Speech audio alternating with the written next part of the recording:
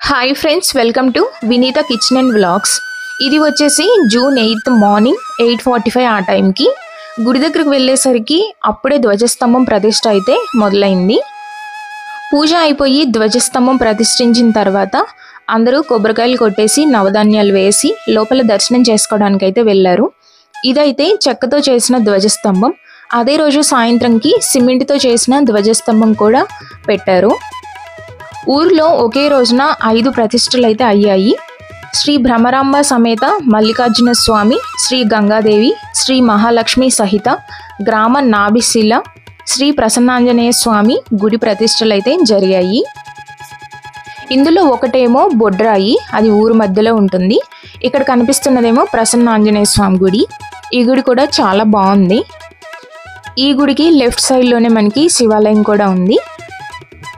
Temples అయితే చాలా బాగున్నాయి. ఈ వీడియోని లాస్ట్ వరకు మీరు కూడా చూసేయండి. ఛానల్ని ఎవరైనా ఫస్ట్ టైం చూస్తున్నట్లయితే సబ్స్క్రైబ్ చేసుకొని ఆల్ ఆప్షన్ని యాక్టివేట్ చేసుకోండి. Thanks for watching.